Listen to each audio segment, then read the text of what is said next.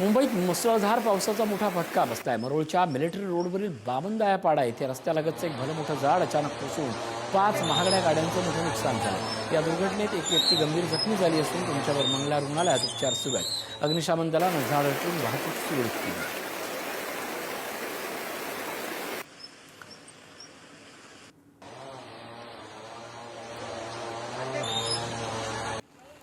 मुंबईच्या मालाडमधील रहेजा कॉम्प्लेक्स परिसरात एक संरक्षक भिंतीचा काही भाग कोसळल्याची घटना घडली आहे। ही घटना मुसळधार पावसामुळे झाल्याचं सांगितलं जात आहे।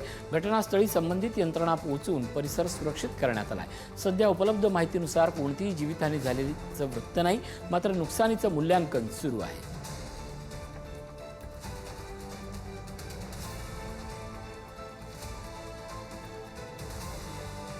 पुण्यातील शिलाई वर्ल्ड चौकात अचानक एक मोठं झाड रस्त्यावर कोसळलं। त्यावेळी एक मुलगी रस्ता क्रॉस करत होती। सुदैवाने ती थोडक्यात बचावली आणि मोठी दुर्घटना टळली।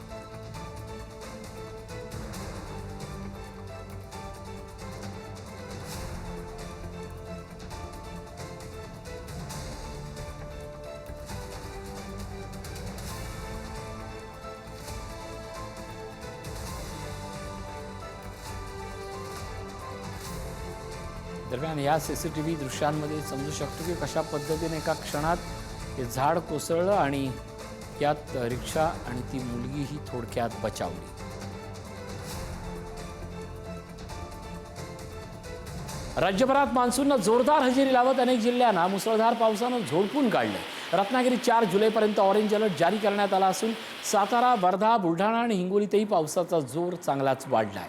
काही ठिकाणी अतिवृष्टीमुळे शेतीचं मोठं नुकसान झालंय, तर भिवंडीत मुसळधार पावसामुळे मुंबई नाशिक महामार्गावर मोठी वाहतूक कोंडी झाली आहे। एकूणच राज्यभर पावसाचा जोर कायम असून नागरिकांनी सतर्क राहण्याचं आवाहन करण्यात आलंय।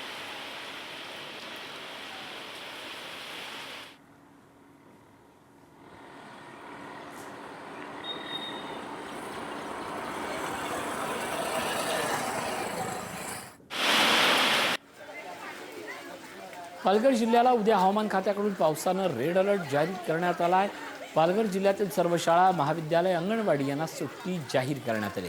पालघरच्या जिल्हाधिकारी इंदुराणी जाखड यांचा आदेश आहे। जिल्ह्यात आज दिवसभर पावसाची हजेरी कायम आहे। या पार्श्वभूमीवर उद्याच्या बाबत शाळा, महाविद्यालय आणि अंगणवाडीसाठी विशेष सूचना निर्देश देण्यात आले।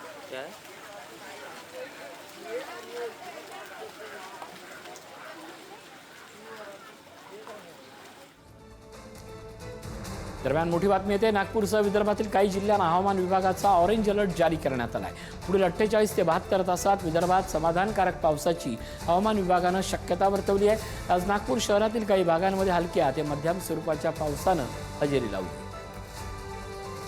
अभी जो प्रादेशिक मौसम के नागपुर के द्वारा जो पूर्वानुमान जारी किए गए उसमें ऐसे एक प्रबल संभावना बन रही है कि अगले आने वाले 48 टू 72 आवर्स में विदर्भ के अधिकांश क्षेत्रों को एक अच्छी बारिश मिल सकती है, जिसमें ऐसी संभावना है कि मॉडरेट टू हैवी की एक प्रबल संभावना है। साथ साथ कुछ ऐसे भी जगह रहेंगे, पॉकेट्स रहेंगे जहां पे वेरी हैवी रेनफॉल मिल सकती है। मतलब कुल मिलाकर अगले 48 टू 72 आवर्स में विदर्भ के अधिकांश भागों को एक अच्छी रेन मिलने की अनुमान जताई गई है, और जिसकी जो इंटेंसिटी रहेगी वो 100 मिलीमीटर या उससे भी ज्यादा होने की संभावना है कुछ कुछ स्थानों पर।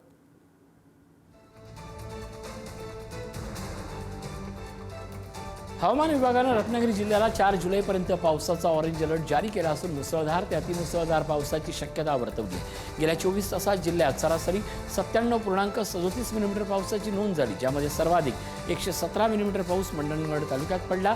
आजपर्यंत जिल्ह्यात केवळ 17% पाऊस झाला असला तरी सध्याच्या पावसामुळे नद्यांच्या पाणी पातळीत वाढ झाली आहे। समुद्राला उधाण आलं असून पावसाचा जोर वाढण्याचा अंदाज आहे।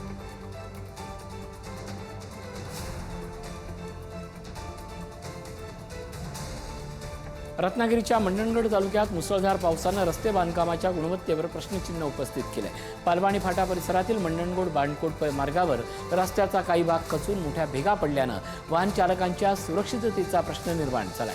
सार्वजनिक बांधकाम विभागाच्या कामकाजावर स्थानिक नागरिकांनी तीव्र नाराजी व्यक्त करत तातडीनं दुरुस्ती आणि कायमस्वरूपी उपाययोजना करण्याची मागणी केली आहे। सुदैवाने या घटनेत कोणतीही जीवितहानी झाली नसली तरी मोठी दुर्घटना टळल्याची भावना नागरिकांनी व्यक्त केली आहे।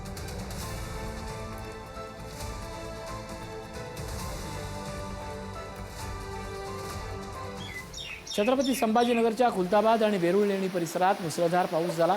पावसामुळे जागतिक वारसा स्थळ असलेल्या लेणी परिसरातील निसर्ग सौंदर्य चांगलंच बहरून आले। यंदाच्या मोसमात लेणी क्रमांक 5 वरील 80 फूट लेणीचा उंचीचा मुख्य धबधबा हा प्रथमच प्रवाहित झाला असून त्यातून प्रति मिनिट सुमारे 1.25 लाख लिटर पाणी खाली कोसळते। पुरातत्व विभागाच्या माहितीनुसार ऐतिहासिक सीता न्हाणी येथील हा धबधबा देखील आत्ताच सुरू झाला आहे।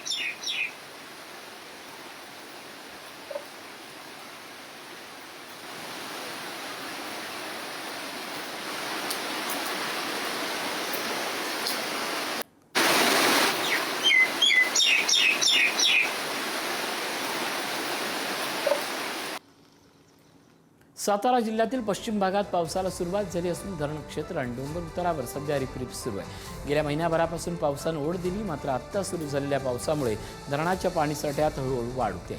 पावसामुळे जिल्ह्यातील शेतकरी वर्गामध्ये समाधानाचं वातावरण असून खोळंबलेल्या खरीपाच्या पेरण्यांच्या कामांना आता वेग आला आहे।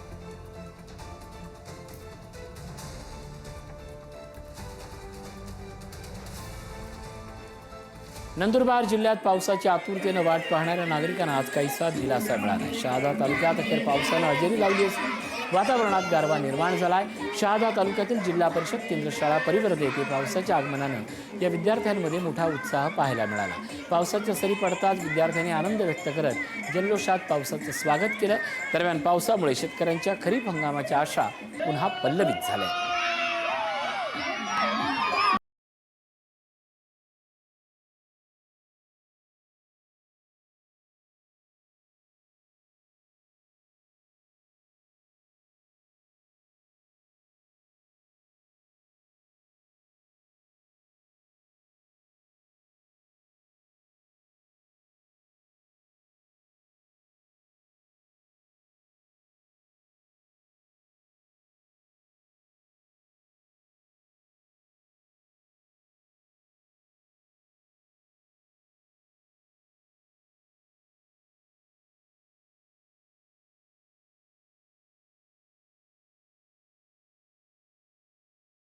Thank you.